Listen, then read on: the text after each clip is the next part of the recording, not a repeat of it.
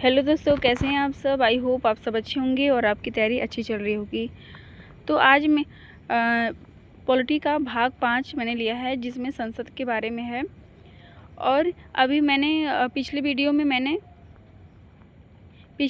मैंने राज्य के नीति निर्देशक तत्व जो हमारा भाग 4 में है उसके बारे में हो चुका है। अब हम बात करते हैं संसद की। तो भाग 5 में हमारा संसद है कितने अनुच्छेद तक, तो अनुच्छेद 79 से अनुच्छेद 122। तो पहले कभी कभी ये भी पूछ देता है, तो ये याद होना चाहिए आपको। संसद का गठन कैसे करें, संसद का गठन कैसे होता है, तो किस अनुच्छेद में है, अनुच्छेद 69 में है। आप एक ट्रिक याद कर लीजिएगा, सरल स से संसद, र से राज्यसभा, ल से लोकसभा। और अनुच्छेद हमारे कहाँ से स्टार्ट होंगे, 79, 80, 81, जिसको आपको तीनों एक साथ याद हो जाएंगे, कभी भूलेगा नहीं। तो सरल आप याद कर लेंगे। तो संसद, राज्यसभा, लोकसभा और अनुच्छेद कहाँ से स्टार्ट होगा, 79 से 80, 81। तो आपको तीनों अनुच्छेद एक साथ याद हो जाएंगे। और एग्ज़ाम में लोकसभा का गठन किस अनुच्छेद में है, या राज्यसभा का, या संसद, इसके गठन के बारे में एग्जाम में जरूर पूछता है। तो अनुच्छेद 79 में हमारा है एक संसद का गठन। तो भारत में एक संसद होगी जिसमें शामिल होंगे कौन कौन से, राष्ट्रपति और दो जो हमारे सदन होते हैं, राज्यसभा और लोकसभा। तो राज्यसभा के बारे में पहले आप बिल्कुल भी याद रख लीजिएगा कि जो राज्यसभा है वह उच्च सदन है और जो लोकसभा है निम्न सदन है। ऐसे भी हमारे एग्जाम में क्वेश्चन पूछता है, निम्नलिखित में से किसे उच्च सदन कहते हैं। तो आपको पता होगा कि राज्यसभा को उच्च सदन कहते हैं और लोकसभा को निम्न सदन कहते हैं, तभी आप कर पाएंगे। अब मोस्ट इंपॉर्टेंट क्वेश्चन हमारे यहाँ पे बन जाता है, संसदीय प्रणाली कि जो संसदीय प्रणाली वह किस देश से लिया गया है। तो यूनाइटेड किंगडम के वेस्टमिंस्टर मॉडल से। तो कभी एग्जाम में यूनाइटेड किंगडम से क्वेश्चन पूछेगा कि किस देश से लिया गया है, और कभी पूछेगा किस मॉडल से लिया गया है, तो वेस्टमिंस्टर मॉडल से लिया गया है। ये बिल्कुल भी आपको याद होना चाहिए। नए संसद भवन की थीम क्या है, ये हमारा करंट अफेयर्स का भी क्वेश्चन बन जाता है। ये हमारा करंट अफेयर्स का भी क्वेश्चन बन जाता है। तो नए संसद भवन की जो थीम है, लोकसभा में क्या है, मोर है, ये भी आप बिल्कुल भी याद कर लीजिएगा। और राज्यसभा का कमल है। अब हम बात करते हैं लोकसभा। तो लोकसभा के बारे में जितना भी पूरा क्वेश्चन एग्जाम में, कोई भी लोकसभा से एग्जाम में क्वेश्चन पूछ देता है, या उसके पहले अध्यक्ष पूछ देता है, या उसकी स्थापना कब हुई थी, या उसकी पहली बैठक कब हुई थी, कितने सदस्य होते हैं, कितने वर्ष तक बनने की उम्र होती है। तो ये सब हमारा क्वेश्चन एग्जाम में जरूर पूछ देता है, क्योंकि ये सब टॉपिक हमारे मोस्ट इंपॉर्टेंट हैं पॉलिटी के। तो संसद की पहली बैठक कब हुई थी, तो 1952। अगर आपको आगे का डेट नहीं याद हो पाता है, तो आप अगर 1952 याद रख लेंगे फिर भी आपका सही हो जाएगा, लेकिन दोनों याद कर लेंगे तो और ज़्यादा बेटर है। और गठन कब हुआ था, 17 अप्रैल 1952 को। इसे जनता के सदन के नाम से जाना जाता है। क्यों जाना जाता है, क्योंकि लोग मतलब लोग, और लोग में क्या है, जनता ही तो है। तो आपको ये तो तुरंत याद हो जाएगा कि लोकसभा है जो जनता का सदन के नाम से भी जाना जाता है। हिंदी नाम 1954 में अपनाया गया। अब हम बात करेंगे कि इसके सदस्य सीधे जनता द्वारा चुने जाते हैं। जैसे कि जो हमारे प्रधानमंत्री होते हैं वो लोकसभा से तो चुने जाते हैं ना, तो लोगों के द्वारा ही तो चुने जाते हैं, जनता के द्वारा चुने जाते हैं। तो वही उसका है कि इसके सदस्य सीधे जनता के द्वारा चुने जाते हैं। अब हम बात करेंगे राज्यसभा। तो इसकी पहली बैठक 13 मई 1952 को, और गठन कब हुआ था, 3 अप्रैल 1952 को। अस्थाई सदन, ये आपको याद रखना है। अस्थाई सदन, किस सदन को अस्थाई सदन कहते हैं, राज्यसभा को, क्योंकि राज्यसभा को कभी भी भंग नहीं किया जा सकता है, इसलिए इसको अस्थाई सदन बोलते हैं। यह राज्यों का प्रतिनिधित्व करता है।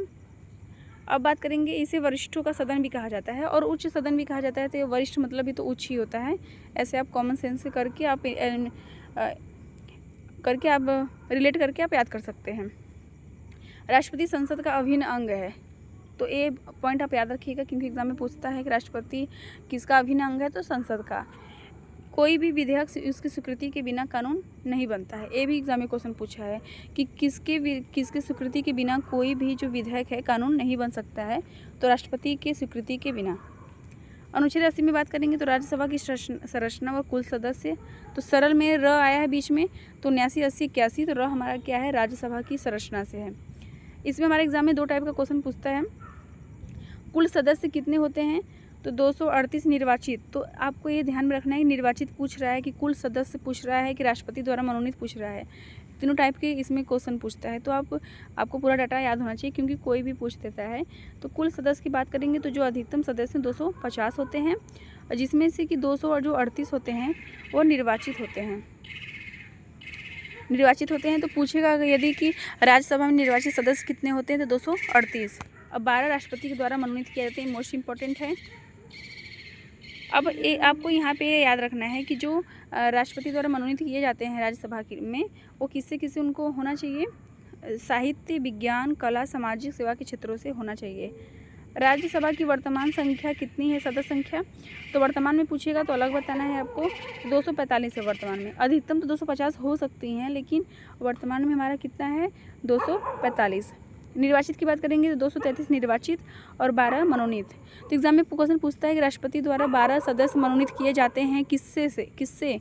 तो राज्यसभा से किए जाते हैं।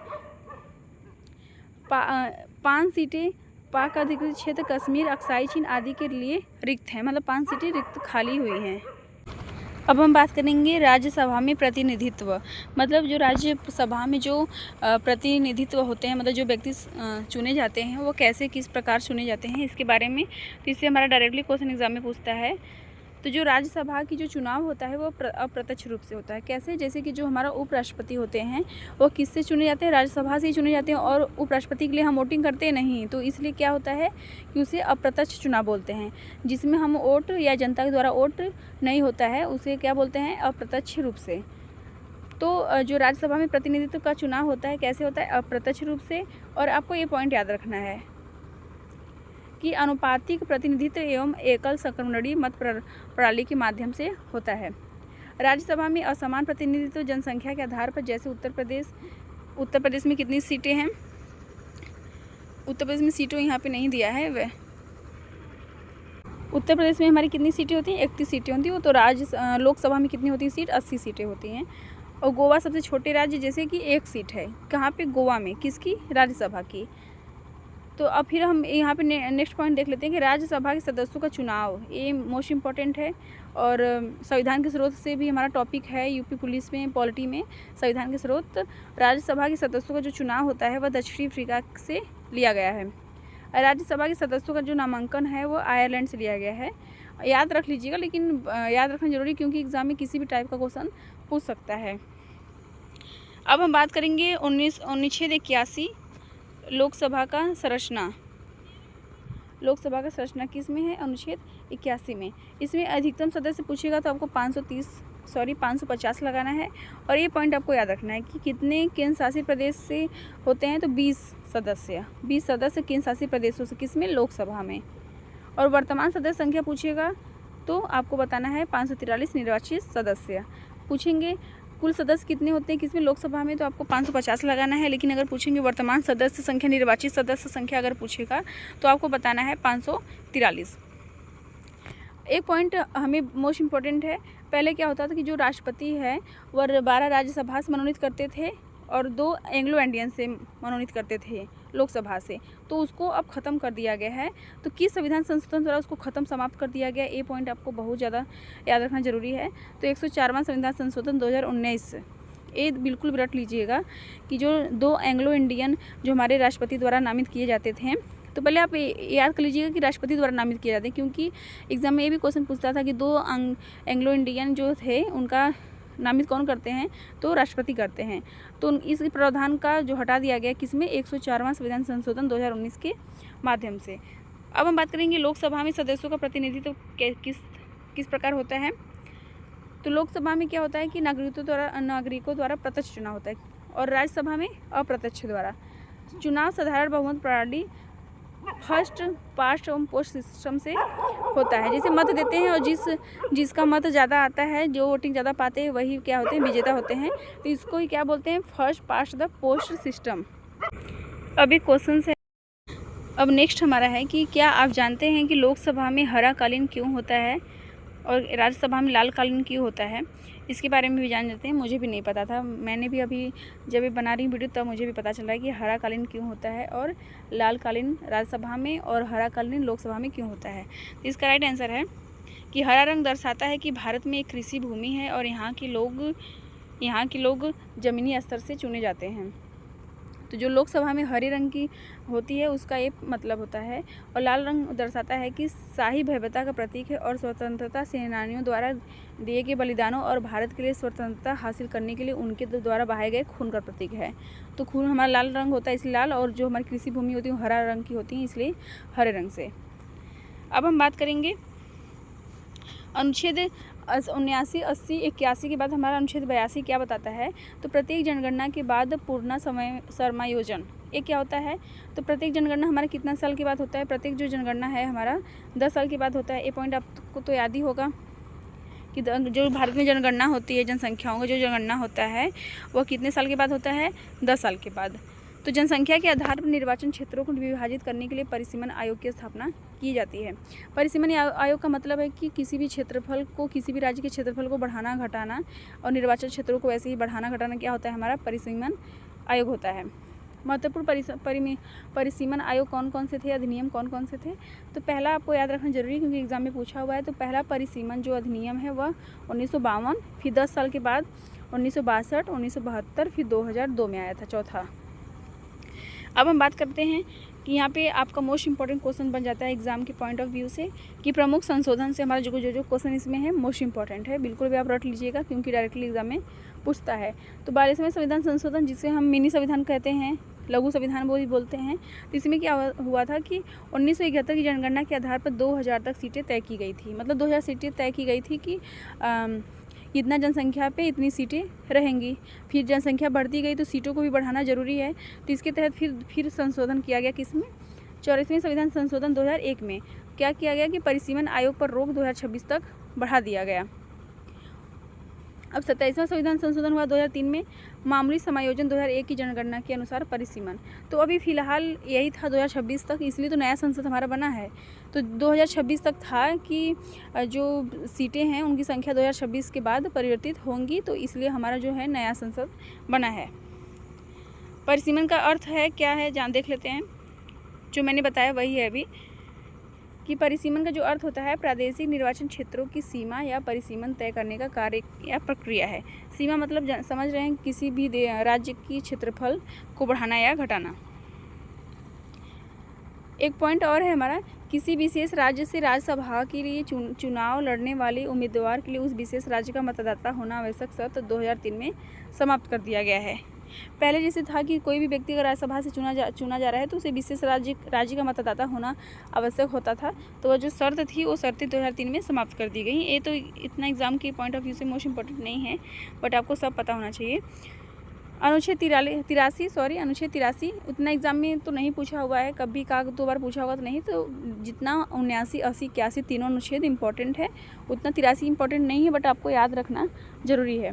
तो इसमें क्या है, सदनों की अवधि। तो राज्यसभा के लिए क्या है कि अस्थायी निकट है, विघटन के अधीन नहीं है। तो विघटन के अधीन का मतलब है कि राज्यसभा को कभी भंग नहीं कर सकते हैं। और एक एग्जाम में डायरेक्टली एग्जाम में क्वेश्चन पूछता है कि निम्नलिखित में से किसे भंग नहीं कर सकते हैं, किस सदन को भंग नहीं कर सकते हैं। तो जो राज्यसभा है, जो उच्च सदन कहते हैं, उसे भंग नहीं कर सकते हैं। और यहाँ पे राज्यसभा के लिए मोस्ट इंपॉर्टेंट क्वेश्चन बन जाता है कि इसमें पूछता है कि राज्यसभा में कितने सदस्य हर 2 साल के बाद सेवानिवृत्त हो जाते हैं, मतलब रिटायर हो जाते हैं।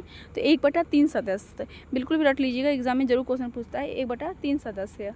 राज्यसभा के सदस्यों का कार्यकाल कितना होता है, तो 6 वर्ष का होता है, मोस्ट इंपॉर्टेंट। और लोकसभा का 5 वर्ष के लिए। तो ये कन्फ्यूजन नहीं होना चाहिए, बिल्कुल भी रटा होना चाहिए। अब नीचे है सदनों की अवधि का मतलब एक साथ दिया है कि सदनों की अवधि मतलब कि लोकसभा का अवधि हो या राज्यसभा का, तो दोनों एक साथ दिया है। तो अनुच्छेद 83 में हमारा क्या है, सदनों की अवधि। लोकसभा में क्या है हमारा, लोकसभा हमारा 5 वर्ष का कार्यकाल होता है। राष्ट्रीय आपातकालीन के दौरान बढ़ाया जा सकता है, एक बार में 1 वर्ष बढ़ाया जा सकता है। एक क्वेश्चन भी पूछता है कि जो लोकसभा है उसमें राष्ट्रपति आपातकालीन के दौरान कितना बढ़ाया जा सकता है। तो एक बार में 1 वर्ष तक बढ़ाया जा सकता है। जैसे उसका कार्यकाल लोकसभा का 5 वर्ष तक है, लेकिन उसके बाद क्या हुआ कि राष्ट्रीय आपातकाल लग गया, तो उसके बाद एक बार में 1 वर्ष बढ़ाया जा सकता है, मतलब 6 साल उसको किया जा सकता है। फिर भंग करके दूसरा लोकसभा बनाया जा सकता है। आपातकाल की समाप्ति के 6 महीने तक के भीतर चुनाव होना आवश्यक है। जैसे आपातकाल पे बढ़ाया गया है सीमा को, फिर जैसे ही आपातकाल खत्म हुआ 6 महीने के भीतर चुनाव करके नया सभा मतलब नए व्यक्ति को चुना जाता है।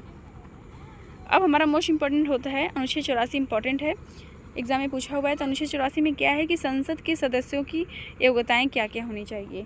संसद की सदस्यताओं के लिए योग्यताएं मतलब संसद में जो हमारे लोकसभा राज्यसभा में हैं उनके लिए क्या क्या योग्यता होना चाहिए। तो यह आप सबको पता ही है कि भारत का नागरिक होना चाहिए। राज्यसभा के लिए 30 वर्ष और लोकसभा के लिए 5 वर्ष। जैसे उसमें क्या है, राज्यसभा के लिए 6 वर्ष, तो 6 वर्ष हो गया, तो 6 पंजे 30, उसका 5 गुना। उसमें लोकसभा में 5 वर्ष है कार्यकाल, तो उसका जो है 25 वर्ष तक उम्र होना चाहिए। तो 50-25 मतलब इसका भी 5 गुना, इसका भी 5 गुना। तो एक चीज़ से आप 2 चीज़ याद कर सकते हैं जिससे आपको कन्फ्यूजन नहीं होगा। क्योंकि मैं भी पहले जब शुरू में मैंने पढ़ती थी तो मुझे कन्फ्यूजन हो जाता था कि राज्यसभा में 5 वर्ष के लिए है कि लोकसभा में 5 वर्ष के लिए है। तो इसलिए आप भी ऐसे याद कर सकते हैं कि दोनों का 5 गुना। अगर एक पॉइंट आप दोनों याद रखेंगे तो उससे एक दूसरा भी पॉइंट आपको याद हो जाएगा। अब अनुच्छेद 85 मोस्ट इम्पॉर्टेंट है। जैसे कि 79, 80, 81 अनुच्छेद इम्पॉर्टेंट है, वैसे ही अनुच्छेद 85 इम्पॉर्टेंट है। तो इसमें हमारा पूछता है कि मंत्रिपरिषद की सलाह पर संसद के सत्र, सत्रावसान और विघटन किसमें है। तो अनुच्छेद 85 मोस्ट इम्पॉर्टेंट है। सत्रावसान का है कि जैसे जो हमारे एक साल में जो हमारे होते हैं वह कितने सत्रावसान होते हैं। तो 3 सत्रावसान होते हैं। कौन कौन से? एक बजट होता है, बजट सत्र, एक मानसून सत्र और एक शीतकालीन सत्र होता है सत्र। तो इसका बजट सत्र का तो आपको पता है 1 फरवरी को ही मतलब उसका डाटा दे दिया जाता है। जैसे कि बजट का हो गया, बजट का दिया जाता है किसमें, फरवरी से अप्रैल तक। तो आपको बस याद रखना है 3 होते हैं कितने, और उनका नाम भी याद रखना है क्योंकि नाम कभी पूछ देता है। अब हम बात करेंगे कि सत्रावसान का समाप्ति कौन करता है। तो राष्ट्रपति द्वारा होता है। विघटन होता है कौन सा? लोकसभा। अभी मैंने बताया कि जो राज्यसभा है कभी भंग नहीं हो सकता है और लोकसभा को भंग कर सकते हैं, और भंग करने के 6 महीने के बाद भीतर फिर से चुनाव किया जाना चाहिए। सत्र के भीतर अस्थायी विराम जिसमें बैठक समाप्त हो जाती है उसको स्थगन बोलते हैं। स्थगन का हिंदी मीनिंग वही है। और 6 महीने के भीतर चुनाव हो जाना चाहिए। अभी ए भी ऊपर ये पॉइंट है कि सत्रों के बीच अधिकतम अंतराल 6 महीने से अधिक नहीं हो सकता है। अब हम बात करेंगे, अब यहाँ पे आ जाता है मोस्ट इम्पॉर्टेंट, संसद में स्थगन प्रस्ताव। एग्जाम में क्वेश्चन पूछता है संसद में स्थगन प्रस्ताव किसी अत्यावश्यक सार्वजनिक महत्व के मामले और सदन का ध्यान आकर्षित करने के लिए पेश किया जाता है तथा इसे स्वीकार करने के लिए 50 सदस्यों के समर्थन के लिए आवश्यकता होती है। तो क्वेश्चन हमारा पूछता है कि संसद में स्थगन प्रस्ताव के लिए कितने व्यक्तियों का स्वीकार होना चाहिए। तो 50 सदस्यों का। ये पॉइंट आप याद रख लीजिएगा। अब हम बात करेंगे कुछ संसदीय प्रस्ताव या प्रक्रिया क्या क्या होती हैं। तो ये सब तो आप नाम से भी कर सकते हैं कि जैसे समापन प्रस्ताव, समापन मतलब समाप्ति करने के लिए कौन से प्रस्ताव होते हैं। तो सदन के समक्ष किसी मामले पर बहस को समाप्त करने के लिए किसी सदस्य द्वारा प्रस्तुत किया गया प्रस्ताव। ये समाप्त करने के लिए जैसे कि ज़्यादा बहस हो गया या ज़्यादा चर्चाएं हो गई तो फिर उनको समाप्त करने के लिए कोई एक व्यक्ति उठते हैं और उसको समाप्त करने के लिए प्रस्ताव करते हैं, तो उसको हम क्या बोलते हैं? समापन प्रस्ताव। दूसरा हमारा क्या है? ध्यानाकर्षण प्रस्ताव। एक सब एग्जाम में नहीं पूछता है, बस आपको कॉमन में ऐसे याद होना चाहिए। यह संसद में किसी सदस्य द्वारा सार्वजनिक महत्व के मामले पर मंत्री का ध्यान आकर्षित करने के लिए पेश किया जाता है। नाम से पता चला ध्यान आकर्षण मतलब ध्यान को आकर्षित करने के लिए जो भी प्रस्ताव रखा जाता है तो किसके लिए महत्व के होते हैं? सार्वजनिक मतलब लोगों के महत्व के लिए होते हैं। व्यवस्था का प्रश्न यह तब उठाया जाता है जब सदन की कार्यवाही प्रक्रिया के समान नियमों का पालन नहीं करती है। जैसे कोई कहीं भी कुछ भी नियम होता है, लागू होता है, व्यवस्था लागू होता है, अगर वो उसकी प्रक्रिया नहीं हो रही सही ढंग से तो उसके लिए वो आवाज़ उठा सकता है, उसके लिए प्रस्ताव रख सकते हैं। तो यही हमारी होगी समापन प्रस्ताव, ध्यानाकर्षण प्रस्ताव, व्यवस्था का प्रस्ताव। अब यहाँ पे होता है निंदा प्रस्ताव, अविश्वास प्रस्ताव। ये सब क्या होता है? क्योंकि आपने अभी क्वेश्चंस में बहुत क्वेश्चन देखे होंगे कि अविश्वास प्रस्ताव साबित करने में मतलब हो गए हैं तो उनको हटा दिया गया था। तो किस लिए होता है? तो निंदा प्रस्ताव क्या होता है? कारण बताना होगा कि क्यों निंदा किया जा रहा है। किसी व्यक्ति, समूह या पूरी परिषद के खिलाफ प्रस्ताव लाया जा सकता है। जैसे कोई भी समूह है उसके लिए निंदा प्रस्ताव लाया जा सकता है। कोई कारण आवश्यक नहीं है अविश्वास के लिए, केवल संपूर्ण परिषद के विरुद्ध ही प्रस्ताव लाया जा सकता है। जैसे कि संसद में जो लोग बैठे हैं लोकसभा राज्यसभा के, उसमें से ही व्यक्ति मतलब कि अविश्वास प्रस्ताव ला सकते हैं। कुछ विशिष्ट नीतियों कार्रवाइयों को लक्षित करने के लिए होते हैं और ये मंत्रिपरिषद में लोकसभा की बहुमत समर्थन के परीक्षण करने के लिए होते हैं। ये इतना इम्पोर्टेंट नहीं है। अब हम बात करेंगे प्रश्नों के प्रकार। ये एग्जाम में जरूर क्वेश्चन पूछता है, बिल्कुल भी रट लीजिएगा आप। जो तारांकित प्रश्न होते हैं या मौखिक प्रश्न उत्तर पूरक प्रश्न हो सकते हैं। एग्जाम में पूछता है तारांकित प्रश्न से और अतारांकित प्रश्न से। तो जो तारांकित प्रश्न होते हैं वो मौखिक होते हैं और अतारांकित क्या होते हैं, लिखित प्रश्न होते हैं। तो ये दोनों भी रट लीजिएगा। और यहाँ पे आपको याद रखना है कि जो प्रश्नकाल का समय पूछता है कि जो 11 बजे से लेकर 12 बजे का समय होता है वह प्रश्नकाल होता है, और 12 बजे से लेकर 1 बजे तक का क्या होता है, शून्यकाल होता है। तो ये दोनों बिल्कुल भी रट लीजिएगा। और सत्र की जो दिनचर्या होती है 11 बजे से सुबह प्रारंभ होती है। अल्प सूचना से हमारा क्वेश्चन पूछता है यही कि 10 दिन पहले सूचना दी जानी चाहिए कि प्रश्न निजी सदस्यों से पूछा जा सकता है। निजी सदस्य वह है जो मंत्री नहीं है। तो अल्प सूचना के लिए आपको 10 दिन का जो डेट है वो याद रखना है, और प्रश्नकाल 11 बजे से 12 बजे तक ये याद रखना है आपको, और शून्यकाल 12 से 1 बजे तक, ये सब याद रखना है। अब हम बात करेंगे अनुच्छेद 86। अनुच्छेद 86 में हमारा क्या है, तो अनुच्छेद 86 में राष्ट्रपति का संबोधन और संदेश भेजने का अधिकार है। तो राष्ट्रपति किसी भी सदन या दोनों सदनों को संयुक्त रूप से संबोधित कर सकती है, चाहे लोकसभा हो चाहे राज्यसभा हो। राष्ट्रपति निलंबित विधेयकों या अन्य मामलों के बारे में संदेश भेज सकती है। तो वही इसका मतलब है अनुच्छेद 86 का कि राष्ट्रपति का संबोधन और संदेश भेजने का अधिकार, मतलब कोई भी कार्य लंबित पड़ा हुआ है, कोई भी विधेयक या जो भी एक्ट हैं वो सब पड़े हुए हैं, तो उसको राष्ट्रपति संबोधित कर सकता है कि इसको चालू किया जाए या फिर से शुरू किया जाए। अब हमारा 87 मोस्ट इंपॉर्टेंट है, बिल्कुल भी रट लीजिएगा। राष्ट्रपति का अभिभाषण एग्जाम में, डायरेक्ट एग्जाम में क्वेश्चन पूछता है। 86 उतना नहीं पूछा है, लेकिन 85 और 87 मोस्ट इंपॉर्टेंट है। तो जो हमारा अनुच्छेद 87 व राष्ट्रपति का विशेष अभिभाषण, बिल्कुल भी रट लीजिएगा। राष्ट्रपति दोनों सदनों को संबोधित करते हैं प्रतिम आम चुनाव के बाद। अभिभाषण के बाद धन्यवाद प्रस्ताव आता है। अब वैसे जाहिर है जैसे हम कोई भी भाषण दे रहे हैं तो उसके बाद में हम धन्यवाद ही तो बोलते हैं, तो वही है कि अभिभाषण के बाद जो होता है धन्यवाद प्रस्ताव आता है। अब हम बात करेंगे अनुच्छेद 88 में। तो अनुच्छेद 88 में हमारा क्या है, मंत्रियों और महान्यायवादी के अधिकार। तो महान्यायवादी क्या होते हैं, जो हमारे विधि अधिकारी होते हैं उसे क्या बोलते हैं, जैसे कि महान्यायवादी वो होते हैं जो किसी भी सदन में बोल सकते हैं, किसी के प्रति सरकार का विधि सलाह होता है, जैसे कि सरकार की तरफ से नियम कानून आदि के लिए मतलब कि सलाह दे सकते हैं। तभी मैंने महान्यायवादी के लिए भी एक वीडियो बनाया है, उसे अपलोड कर दूँगी, आप लोग देख लीजिएगा। तो इसमें क्या होता है, महान्यायवादी क्या होते हैं, किसी भी संसद में बोलने का अधिकार, लेकिन केवल उसी सदन में वोट दे सकते हैं जिसके वे सदस्य हैं। महान्यायवादी किसी भी सदन का सदस्य नहीं होता, ये मोस्ट इंपॉर्टेंट है, क्योंकि महान्यायवादी का भी डिटेल वीडियो नहीं है। महान्यायवादी का भी पूरे अच्छे से उनका अनुच्छेद ये सब क्वेश्चन एग्जाम में पूछता है। तो बस आपको इसमें अभी यही जानना है कि जो महान्यायवादी होते हैं किसी भी सदन के सदस्य नहीं होते हैं, लेकिन उसे वोट के अधिकार के बिना लोकसभा राज्यसभा में बोलने का अधिकार होता है। संसद के पदाधिकारी, तो राज्यसभा के सभापति और उपसभापति।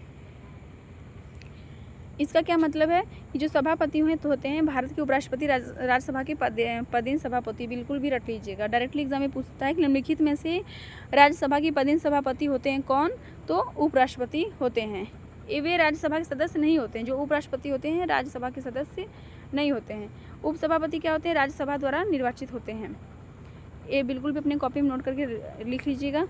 सभापति की अनुपस्थिति में कार्यवाहक राज्यसभापति के रूप में कर्तव्यों का पालन करता है वह राज्यसभा का सदस्य। जैसे कि सभापति कौन है, सभापति हमारे उपराष्ट्रपति हैं, यदि वो नहीं होते हैं तो उपसभापति के रूप में कार्य जो भी व्यक्ति उपसभापति वो कार्य कर सकता है।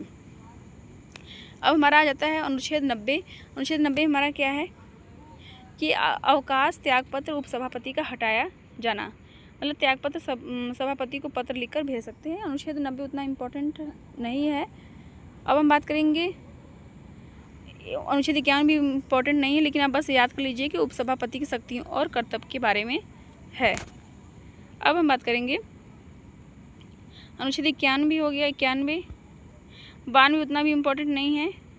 अब 93 हमारा इम्पोर्टेंट है। अनुच्छेद 93 में हमारा क्या है कि जो लोकसभा के अध्यक्ष और उपाध्यक्ष किस में है, अनुच्छेद 93 में, बिल्कुल भी रट लीजिएगा, एग्जाम में जरूर क्वेश्चन पूछता है।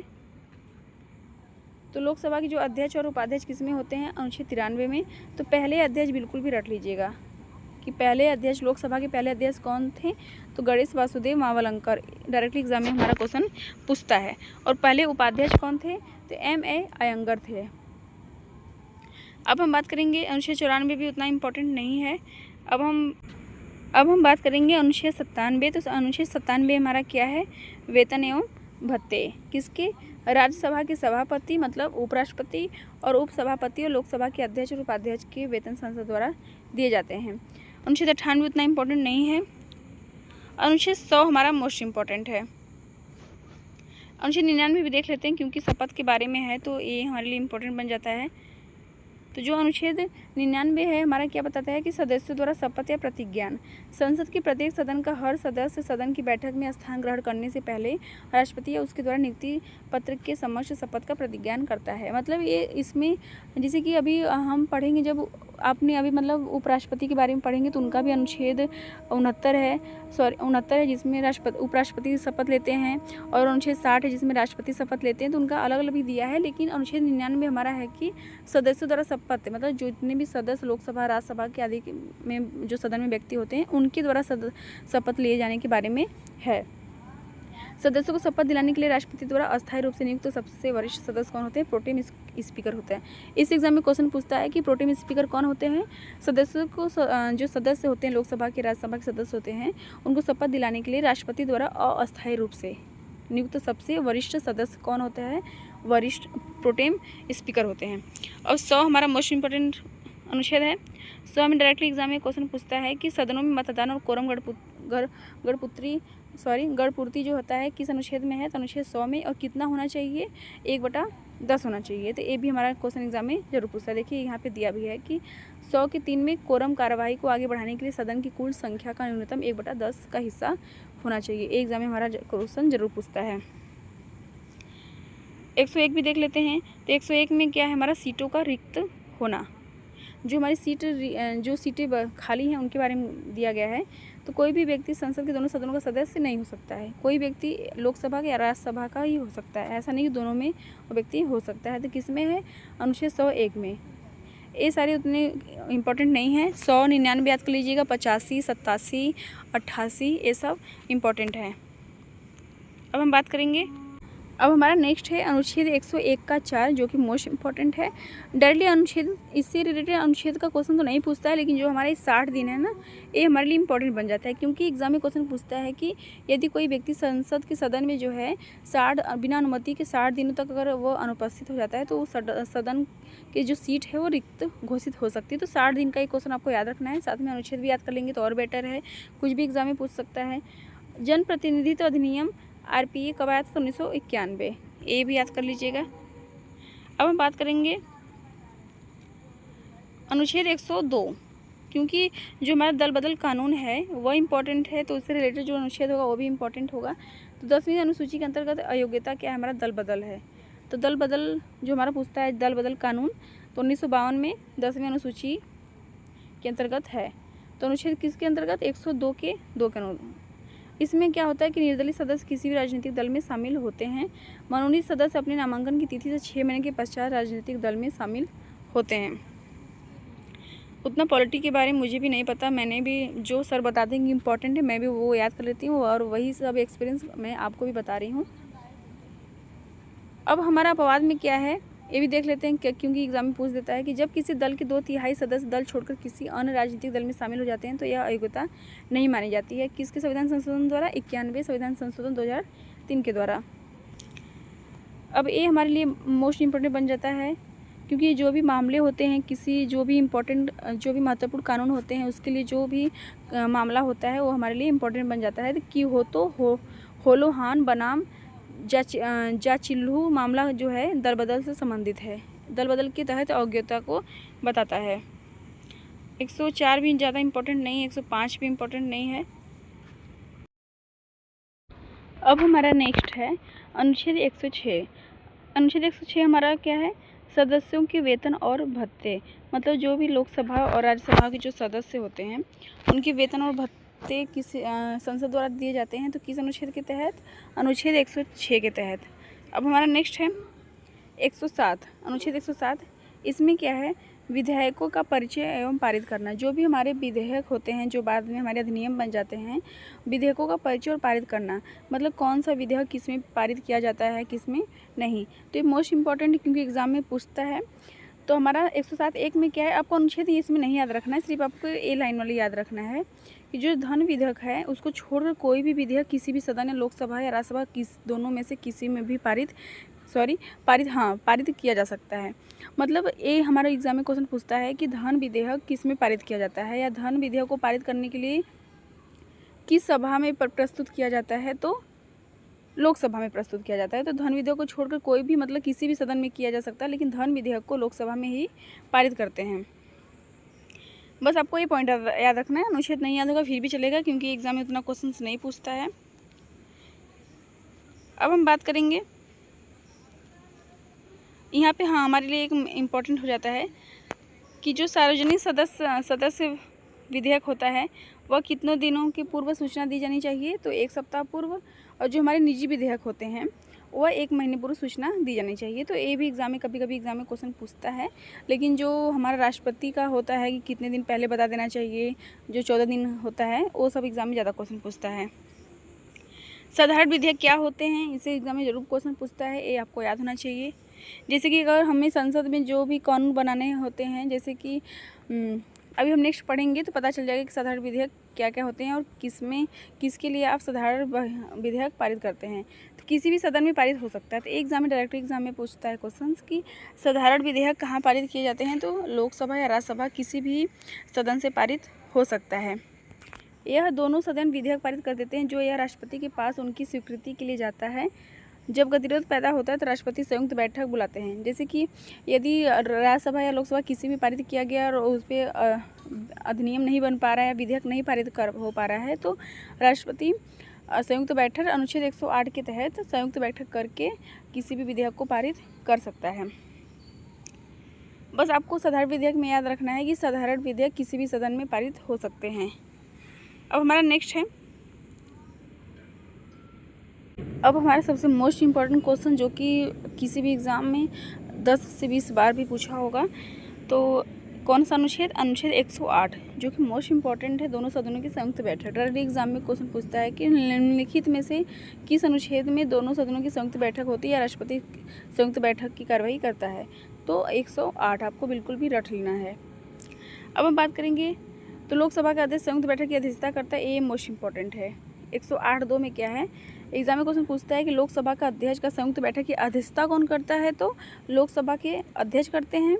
और यदि बात करेंगे कौन बुलाते हैं, संयुक्त बैठक कौन बुलाते हैं, तो राष्ट्रपति। ये दोनों टाइप का क्वेश्चन पूछता है एग्जाम में, कंफ्यूज मत होइएगा। जिसे बात करेगा कि अध्यक्षता कौन करता है, तब लोकसभा का अध्यक्ष, और बुलाते कौन हैं, तो बुलाते हैं हमारे राष्ट्रपति। ये हमारे लिए मोस्ट इम्पॉर्टेंट है। अब हम बात करेंगे दोनों की अनुपस्थिति में राज्यसभा का उपसभापति, मतलब कि यदि लोकसभा का अध्यक्ष भी नहीं है और राष्ट्रपति भी नहीं है, या उपाध्यक्ष भी नहीं, लोकसभा का उपाध्यक्ष नहीं है, तो उसमें संयुक्त बैठक की अध्यक्षता कौन करेगा, तो राज्यसभा का उपसभापति। ये भी एग्जाम में क्वेश्चन पूछा हुआ है। और जो उपसभापति होता है वह किसी भी सदन का सदस्य नहीं होता है। अपवाद भी हमें याद रखना है, जरूरी है। धन विधेयक और संविधान संशोधन विधेयक। धन विधेयक, संविधान संशोधन विधेयक संयुक्त बैठक की अनुमति नहीं है। एग्जाम में क्वेश्चन पूछता है कि क्या धन विधेयक पे संयुक्त बैठक हो सकती है, तो नहीं। और संविधान संशोधन विधेयक, संविधान में जो भी संशोधन करने होते हैं उसके लिए भी संयुक्त बैठक की अनुमति नहीं है। और किसी भी के लिए किया जाता है संयुक्त बैठक, लेकिन धन विधेयक और संविधान संशोधन विधेयक के लिए संयुक्त बैठक की अनुमति नहीं है। ये आपको मोस्ट इम्पोर्टेंट याद रख लेना है। विधेयक को पारित करने के लिए साधारण बहुमत की आवश्यकता होती है। संयुक्त बैठक लोकसभा के नियमों का पालन करती है। अब यहाँ पे हमारे लिए मोस्ट इम्पोर्टेंट बन जाता है कौन, कि संयुक्त बैठक का जो प्रावधान है वह कहाँ से लिया गया, किस देश से लिया गया है, तो ऑस्ट्रेलिया से लिया गया है। अब हमारे लिए मोस्ट इम्पोर्टेंट बन जाता है, बहुत बार एग्जाम में पूछा है कि जो हमारी संयुक्त बैठक है अब तक कितनी बार हो चुकी है। डायरेक्टली एग्जाम में क्वेश्चन पूछता है कि कितनी बार हुई है, तो 3 बार हो चुकी है। अब पहला किस पे हुआ था, तो दहेज निषेध विधेयक 1960 पहला पूछता है। और निम्नलिखित में से कौन कौन पे हो चुका है, तो आपको तीनों याद रहेंगे कि जो बैंकिंग सेवा आयोग विधेयक जो 1977 और आतंकवाद निरोधक विधेयक 2002। डायरेक्टली इनका डेट भी पूछता है, या निम्नलिखित में से कौन कौन से हैं जिस पे संयुक्त बैठक हो चुकी है, कौन कौन से नहीं हैं, इस टाइप से भी क्वेश्चन पूछता है। तो आपको ये संयुक्त बैठक का सारा याद होना चाहिए कि संयुक्त बैठक जो है उसमें धन विधेयक और संयुक्त संविधान संशोधन विधेयक पे संयुक्त बैठक नहीं हो सकती है। संयुक्त बैठक ऑस्ट्रेलिया से लिया गया है। संयुक्त बैठक अनुच्छेद 108 से लिया गया है। उसके बारे मतलब अनुच्छेद 108 में कहा गया है। संयुक्त विधेयक अब तक 3 बार हो चुकी है। पहला दहेज निषेध विधेयक 1960 में, और उसके जो 3 हुए हैं उनके बारे में आपको डेट याद होना चाहिए। अब हम बात करेंगे अनुच्छेद 109। तो धन विधेयक के लिए विशेष प्रक्रिया, मतलब धन विधेयक के लिए क्या होना चाहिए वो हमें पता होना चाहिए। तो धन विधेयक केवल राष्ट्रपति की सिफारिश में लोकसभा में पेश किया जाता है। तो पहले आपको याद रखना है कि धन विधेयक पे संयुक्त बैठक नहीं हो सकती है। धन विधेयक केवल राष्ट्रपति की सिफारिश पर लोकसभा में पेश किया जाता है। तो आपको ये पॉइंट याद रखना है। अब हम बात करेंगे कि धन विधेयक को अब यहाँ पे हमारे जो 14 दिन के भीतर है, ये हमारे लिए इम्पोर्टेंट बन जाता है। तो ये आपको डेट याद होना चाहिए कि विधेयक की राज्यसभा में पारित होने के बाद वह विधेयक को मंजूरी दे सकता है, संशोधन सुझाव कर सकता है, उस पर कोई कार्रवाई नहीं कर सकता है, लेकिन उसे 14 दिन के भीतर अपना जवाब देना होगा। जैसे कोई मान लीजिए कोई विधेयक राज्यसभा में पारित हुआ है और फिर उसे मंजूरी करनी है या नहीं करनी, तो ये 14 दिन पहले ही उसको बता देना है, अपना जवाब दे देना है। तो 14 दिनों के भीतर अपना जवाब दे देना होगा। एग्जाम में हमारा क्वेश्चन जरूर पूछता है। 109 अनुच्छेद 3 में क्या है? लोकसभा राज्यसभा की सुझावों को स्वीकार या अस्वीकार कर सकती है। यदि राज्यसभा 14 दिनों के भीतर विधेयक पारित नहीं करती तो इसे दोनों सदनों में द्वारा पारित माना जाता है। अब धन विधेयक की परिभाषा किसमें है? ये भी मोस्ट इंपॉर्टेंट है, most important, very very most important. जैसे अनुच्छेद 108 जो हमारी संयुक्त बैठक का प्रावधान दिया गया है वो इम्पोर्टेंट है, वैसे ही हमारा अनुच्छेद 110 भी इम्पोर्टेंट है। तो धन विधेयक की परिभाषा मोस्ट इंपॉर्टेंट। धन विधेयक, धन क्या होता है? धन मतलब पैसा। तो एक विधेयक धन विधेयक है यदि इसमें केवल निम्नलिखित में से प्रावधान है। क्या क्या धन विधेयक हो सकता है? तो किसी का कर का अधिरोपण, कर मतलब जो हमारे टैक्स होते हैं, छूट हो गया, परिवर्तन हो गया, विनिमय, ये सब आपको ये वर्ड याद होने चाहिए। क्योंकि यदि पूछ देगा कि विनिमय जो किस प्रकार का विधेयक है तो आपको कैसे पता होगा? विनियमन का अगर देखेंगे तो इसका मतलब पैसा ही होता है। उन्मूलन हो गया, उन्मूलन और छूट, ये सब हमारे क्या होते हैं? धन विधेयक होते हैं। उधार का विनिमय हो सकता है, संचित निधि या आकस्मिक निधि की अभिरक्षा और लेखा परीक्षा भी हो सकता है। मतलब जो धन विधेयक है वो हमारा पैसों से रिलेट होता है।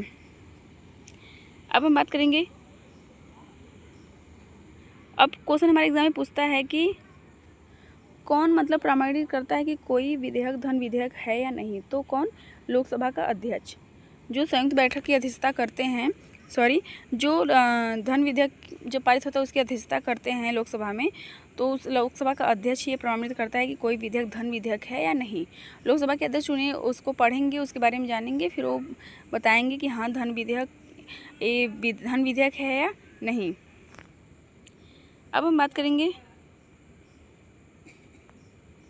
नेक्स्ट हमारा है मोस्ट इम्पोर्टेंट अनुच्छेद 111। 111 में हमारा क्या है? विधेयक पर स्वीकृति। इसका मतलब क्या है कि स्वीकृति मिलने पर, मतलब कि जब विधेयक दोनों सदनों में पारित हो जाता है तो विधेयक राष्ट्रपति के समक्ष प्रस्तुत किया जाता है। तो कौन स्वीकृति दे सकता है? विधेयक कानून बन जाता है, अपनी वीटो शक्ति का प्रयोग कर सकता है। कौन? राष्ट्रपति। तो इसके लिए ज़्यादा इंपॉर्टेंट नहीं है, बस आपको अनुच्छेद याद रखना है कि 111 जो है विधेयक पर स्वीकृति, और स्वीकृति कौन देते हैं? तो राष्ट्रपति देते हैं। अब हम जो राष्ट्रपति की वीटो शक्तियाँ होती हैं इसके बारे में पढ़ लेंगे। तो आपको पहला ही पॉइंट तो ये याद रखना है कि जो वीटो शक्ति होती है वो नकारात्मक होती है, क्योंकि यह किसी मतलब कि जब कोई निगेटिव स्थिति आ जाती है या कोई कंडीशन आ जाती है तब वो उसके पास, राष्ट्रपति के पास पावर होती है। कौन सी? वीटो शक्ति। तो क्या होती है इसके बारे में हम जानेंगे और इससे किस टाइप का क्वेश्चन पूछता है हमारा। तो पूर्ण वीटो क्या होता है? तो राष्ट्रपति विधेयक को पूरी तरह से अस्वीकार कर देता है। जब राष्ट्रपति किसी भी विधेयक को, चाहे वो राज्यसभा का हो चाहे लोकसभा का विधेयक हो, उसे अस्वीकार कर देता है तो वो क्या होता है? पूर्ण वीटो। निलंबित वीटो क्या होता है? राष्ट्रपति विधेयक को पुनर्विचार के लिए लौटा देता है। यदि संसद इसे फिर से पारित करती है तो सहमति अनिवार्य है। मतलब किसी भी विधेयक को राष्ट्रपति पुनः विचार करने के लिए, मतलब दोबारा उसको विचार करने के लिए वो लौटा सकता है। तो ये क्या होता है? निलंबित वीटो। मतलब रुका हुआ है, अभी लौटाया है पुनर्विचार करने के लिए, ऐसे आप याद कर सकते हैं। अब एग्जाम में हमारा ये है, हाँ एक और देख लेते हैं कि धन विधेयक के मामले में उपलब्ध नहीं है क्योंकि यह राष्ट्रपति की पूर्व सिफारिश के बाद ही संसद में लाया जाता है। मतलब धन विधेयक के लिए वीटो शक्ति की ज़रूरत नहीं है क्योंकि ये पहले ही राष्ट्रपति की पूर्व सहमति या सिफारिश के बाद ही संसद में लाया जाता है। किसके लिए? धन विधेयक के लिए। तो मोस्ट इम्पॉर्टेंट है। अब हम बात करेंगे पॉकेट वीटो क्या होता है? पॉकेट वीटो तो राष्ट्रपति द्वारा कोई कार्रवाई नहीं की जाती है। बिल्कुल भी आपको याद रहना चाहिए कि पॉकेट वीटो क्या होता है। तो पॉकेट वीटो होता है हमारा, राष्ट्रपति द्वारा कोई कार्रवाई नहीं की जाती है, इसे क्या बोलते हैं? Pocket veto. इस वीटो का इस्तेमाल सबसे पहले ज्ञानी जैल सिंह ने भारतीय डाकघर संशोधन विधेयक 1986, इसका डेट याद रख लीजिएगा, इनका नाम याद रख लीजिएगा, और किसके लिए, भारतीय डाकघर संशोधन विधेयक के लिए। ये बिल्कुल भी रख लीजिएगा, एग्जाम में क्वेश्चन जरूर बनता है। अब हमारा देख लेते हैं कि किसी संवैधानिक विधेयक के मामलों में वीटो का इस्तेमाल नहीं किया जाता है। 24वां संविधान संशोधन अनुच्छेद 368, भारतीय राष्ट्रपति की जेब अमेरिका के राष्ट्रपति की जेब से अधिक गहरी है, क्योंकि संविधान सभा भारतीय राष्ट्रपति के लिए विधेयक पर कार्रवाई करने के लिए कोई समय सीमा का उल्लेख नहीं करते हैं। ये हो गया हमारा। अब हमारा आ जाता है 112 मोस्ट इम्पॉर्टेंट, जैसे 108, 110 और 111 था, वैसे ही 112 भी है। 112 में हमारा क्या है, वार्षिक वित्तीय विवरण बजट। जैसे कि क्वेश्चन पूछता है कि बजट का क्या जो हमारा संविधान में बजट का उल्लेख किया गया है, तो बजट का उल्लेख नहीं किया गया है, एक बार भी उल्लेख नहीं किया है। लेकिन अनुच्छेद 112 में वार्षिक वित्तीय विवरण, जिसे बजट ही कहा जाता है, बजट शब्द का प्रयोग तो नहीं किया गया, लेकिन उसके संबंध में वार्षिक वित्तीय विवरण का प्रयोग किया गया है। ये क्या होता है हमारा, संविधान में बजट शब्द का उल्लेख नहीं है। देखिए, ये क्वेश्चन एग्जाम में पूछा भी है, इसलिए यहाँ पे नोट में है, आप भी लिख लीजिएगा। वार्षिक वित्तीय विवरण बजट, जो बजट हमारे एक साल में होता है, एक साल में आता है, जैसे फरवरी के महीने में, तो वही हमारा क्या है, वार्षिक वित्तीय विवरण है। अब हम अनुच्छेद 113 की बात करेंगे। तो अनुमानों के संबंध में संसद की प्रक्रिया, संसद की अनुमति के बिना भारत की संचित निधि में कोई व्यय नहीं किया जाएगा। जब तक संसद की अनुमति नहीं होती है, जो भी संचित निधि में जो पैसा होता है, जिसे वेतन में भत्ते दिए जाते हैं, तो वह संसद की अनुमति के बिना नहीं होंगे।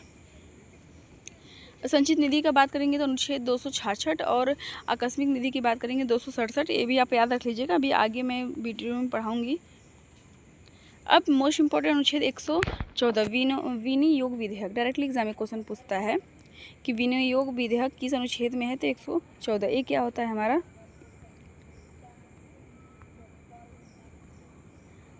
विनियोग विधेयक भारत की संचित निधि से धन निकालने को अधिकृत करने के लिए प्रस्तुत किया जाता है, कि मतलब संचित निधि से कितना पैसा निकाला जाएगा, ये सब अनुच्छेद 114 के में है। विनियोग विधेयक जिसे कहा जाता है। विनियोग विधेयक राशियों पर कोई संशोधन या मतदान नहीं होता है। अनुदानों की मांगों पर मतदान के बाद औपचारिकता के तौर पर पारित किया जाता है। जैसे कि कोई भी काम हो रहा है, उसके लिए कितना पैसा चाहिए, तो वो मतलब बताया जाता है, तो फिर विनियोग विधेयक के द्वारा ही अनुच्छेद 114 के तहत संचित निधि से निकाला जाता है।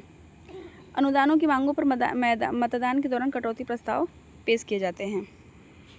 अब हमारा नेक्स्ट है, अब हमारा कटौती से भी क्वेश्चन है, कभी कभी एग्जाम में वन लाइनर में ऐसे पूछ देता है। तो नीतिगत कटौती क्या होती है, तो नीतिगत कटौती होती है कि सरकार की नीति की आलोचना करने के लिए राशि को घटाकर 1 रुपये कर दिया जाता है। मतलब सरकार की नीति को आलोचना करने के लिए क्या करते हैं, नीतिगत कटौती करते हैं। मित व्ययता कटौती क्या होती है, बचत दर्शाने के लिए एक निर्दिष्ट राशि कम करें। मतलब मित व्ययता मतलब कितने से अधिक कम खर्च करें। ये हो गया हमारा। सांकेतिक कटौती क्या होता है, तो एक विशिष्ट शिकायत दर्ज करने के लिए 100 रुपये कम किया जाता है। हो सकता है एग्जाम में किसी भी टाइप का क्वेश्चन पूछ देता है, तो आप ज़रूर याद कर लीजिएगा। अब हमारा अनुच्छेद 115 भी मोस्ट इंपॉर्टेंट है। एग्जाम में क्वेश्चन अनुच्छेद से 115 से क्वेश्चन पूछा है। तो अनुपूरक अतिरिक्त अधिक अनुदान, इसका मतलब है कि अनुपूरक अनुदान क्या होता है, यह तब दिया जाता है जब संसद द्वारा अधिकृत राशि अपर्याप्त पाई जाती है। बस आपको ये सब के बारे में पता होना चाहिए, लेकिन किस अनुच्छेद में क्या है ये ज़्यादा याद रखना ज़रूरी है। अब हम बात करेंगे अनुपूरक क्या होता है। तो यह तब दिया जाता है जब संसद द्वारा अधिकृत राशि अपर्याप्त पाई जाती है। अतिरिक्त अनुदान क्या होता है, यह किसी नई सेवा पर अतिरिक्त व्यय के लिए दिया जाता है। जैसे कोई भी नई योजना लागू हुई है, उसके लिए अतिरिक्त व्यय दिया जाता है, इसे अतिरिक्त अनुदान कहते हैं। अधिक अनुदान क्या होता है, यह तब दिया जाता है जब किसी सेवा पर बजट में उस सेवा की दी गई राशि से अधिक धन खर्च किया गया है। जैसे कोई भी योजना चालू किया गया है, उसको बजट में 100 करोड़ माना गया है, लेकिन खर्च होगा कितना, 150 करोड़, तो उसके लिए अधिक अनुदान किया जाता है। किसके तहत, अनुच्छेद 115 के तहत। अब हमारा आ जाता है नेक्स्ट, जो एग्ज़ाम के पॉइंट ऑफ से इम्पोर्टेंट है। हाँ, विभिन्न प्रकार की निधियाँ, इस एग्ज़ाम में डायरेक्टली क्वेश्चन पूछता है। तो भारत की संचित निधि किस में, रट लीजिएगा बिल्कुल भी, अनुच्छेद 266। भारत का सार्वजनिक खाता अनुच्छेद 266। अब हमें याद रखना है भारत की आकस्मिकता निधि अनुच्छेद 267। ये सब सिर्फ आपको इसका अनुच्छेद याद रख लेना है। और संचित निधि क्या होता है, जिसमें हमारे भारतीय कोष का पैसा होता है, बस हमारा क्या होता है, संचित निधि होता है। अब हमारा अनुच्छेद 117 भी मोस्ट इम्पॉर्टेंट है। 117, तो वित्तीय विधेयकों के लिए विशेष प्रावधान। जो भी हमारे पैसों के लिए जो विधेयक होते हैं उसके लिए अनुच्छेद 117 के तहत विशेष प्रावधान किया जाता है। सभी धन विधेयक वित्तीय विधेयक होते हैं। वित्तीय मतलब पैसा, तो जो धन विधेयक वाले जो भी धन विधेयक वाले कानून होंगे उसके लिए क्या होता है, वित्तीय विधेयक ही तो होते होंगे। अब हमारा नेक्स्ट है, जैसे धन विधेयक जो हमारा होता है वो लोकसभा में प्रस्तुत किया जाता है, वैसे जो हमारा वित्तीय विधेयक है वो भी लोकसभा में प्रस्तुत किया जाता है। तो ये भी लोकसभा में प्रस्तुत किया जाता है। कौन? वित्तीय विधेयक, जैसे धन विधेयक। अब हमारा मोस्ट इंपॉर्टेंट जाता है 120 अनुच्छेद, बिल्कुल भी याद होना चाहिए। अनुच्छेद 120, इसमें संसद में प्रयुक्त की जाने वाली भाषा मोस्ट इंपॉर्टेंट है, बिल्कुल भी रट लीजिएगा। संसद में प्रयुक्त की जाने वाली भाषा, तो संसद का कार्य किसमें, हिंदी या अंग्रेजी में किया जाता है। जब संसद कानून द्वारा प्रावधान न करे तो 15 वर्ष के बाद अंग्रेजी का प्रयोग समाप्त कर दिया जाएगा। अब हमारा अनुच्छेद 121 क्या है, संसद में चर्चा पर प्रतिबंध। ये भी मोस्ट इंपॉर्टेंट है, जैसे 120 है वैसे ही 121 भी इम्पॉर्टेंट है। इसमें क्या है, सर्वोच्च न्यायालय या उच्च न्यायालय को किसी भी न्यायाधीश के आचरण के संबंध में संसद में कोई चर्चा नहीं होगी। ये हो गया हमारा। अब हम बात करते हैं 122 भी इम्पॉर्टेंट है, न्यायालय संसद की कार्रवाई की जांच नहीं करेगी। जो न्यायालय है, संसद ने अगर जो भी बता दिया उसके बारे में कार्रवाई की जांच नहीं करेगा। अब हमारा आ जाता है अनुच्छेद 123, जो कि मोस्ट इम्पॉर्टेंट है, बिल्कुल भी। अवकाश के दौरान अध्यादेश जारी करने की राष्ट्रपति की शक्ति, मतलब कि पूछता है कि किस अनुच्छेद के तहत राष्ट्रपति अध्यादेश जारी करते हैं, तो अनुच्छेद 123। राष्ट्रपति तब अध्यादेश जारी कर सकते हैं जब दोनों सदनों या यहाँ तक कि एक भी सदन सत्र में न हो। तो ये पॉइंट आपको याद रखना है कि जब कोई सत्र नहीं चलता है तभी अध्यादेश जारी कर सकते हैं। अब इसके लिए क्या बात करेंगे, और दोनों सदनों को समक्ष रखा जाना चाहिए और पुनः बैठक 6 सप्ताह के बाद। तो ये आपको 6 सप्ताह याद रखना है, क्योंकि हर एक चीज़ का आप देखेंगे। अब 6 महीने ऐसे होता है कि रिक्त जो खाली सीटें होती हैं कितने महीनों में भरनी चाहिए, 6 महीने। लेकिन जो हमारा है कि जो अध्यादेश के दौरान 6 सप्ताह के बाद कार्य बंद करना बंद होगा, तो ये आपको याद रखना है 6 सप्ताह। जो अध्यादेश होता है वो राष्ट्रपति कभी भी वापस ले सकता है। ये भी पूछता है हमारा कि क्या जो अध्यादेश होता है वह राष्ट्रपति कब वापस ले सकता है, तो कभी भी वापस ले सकता है। अध्यादेश में संसद की विधायी क्षमता से परे प्रावधान नहीं होनी चाहिए यथार्थ संघ सूची के विषयों पर। अब हम बात करेंगे 123 तो हमारा हो गया। इसके तहत आप 213 भी याद कर लीजिएगा, जैसे कि राज्यों के लिए केंद्र के लिए राष्ट्रपति का जो होता है, राष्ट्रपति का देश होता है, वैसे राज्यों के लिए क्या होता है, राज्यपाल का जो विधायी शक्तियाँ हैं वह अनुच्छेद 213 के अंतर्गत हैं। मतलब अध्यादेश की शक्ति राज्यपाल को 213 अनुच्छेद में और राष्ट्रपति को अध्यादेश की शक्ति अनुच्छेद 123 में। सत्रों के बीच अधिकतम अंतराल 6 महीने का होना चाहिए। जब कोई कार्रवाई नहीं की जाती तो पुनः सभा के 6 सप्ताह बाद। ये आपको पॉइंट याद रखना है, हो गया। अब ये आपको केस एक याद रखना है कि DC वाधवा केस बनाम बिहार राज्य 1986 अध्यादेश के दुरुपयोग और बार बार पुनः प्रख्यान से संबंधित है। तो ये हमारे लिए मोस्ट इंपोर्टेंट क्वेश्चन हो सकता है एग्जाम में। UPSI सब में तो क्वेश्चन ये पूछता है, लेकिन हो सकता है यूपी पुलिस में भी क्वेश्चन पूछ दे। तो DC वाधवा केस बनाम बिहार राज्य, कौन सा? DC वाधवा केस बनाम बिहार राज्य 1986 अध्यादेश से संबंधित है। अब हम बात करेंगे, तो ये रहा हमारा संसद के लिए एक और, हाँ, संसद का भी 2 क्वेश्चन बाकी है मोस्ट इंपॉर्टेंट जो एग्जाम में पूछता है। तो हमारा संसद में जो हमारी लोकसभा राज्यसभा ये सब होते हैं वो सारे ख़त्म हो जाएंगे। तो जिससे मोस्ट इंपॉर्टेंट जो भी क्वेश्चन है आप जरूर याद कर लीजिएगा। तो एक हमारा होता है राज्यसभा की विशेष शक्तियों के लिए क्या है, तो संसद को एक नई अखिल भारतीय सेवा बनाने के लिए अधिकृत कर सकती है किसमें, 312। तो डायरेक्टली एग्जाम में क्वेश्चन पूछता है कि अखिल भारतीय सेवा किस अनुच्छेद में है, तो 312। और संसद का राज्य सूची के विषय पर कानून बनाने के लिए अधिकृत कर सकती है। जैसे कोई भी राज्य सूची का विषय है उस पर संसद कानून बना सकती है, किस अनुच्छेद के तहत, 249। मोस्ट इंपॉर्टेंट है 249 अनुच्छेद। तो ये रहे आज के संसद के महत्वपूर्ण क्वेश्चन, जो इसमें सदन होते हैं लोकसभा राज्यसभा, तो ये आपका पूरा कंप्लीट हो जाता है।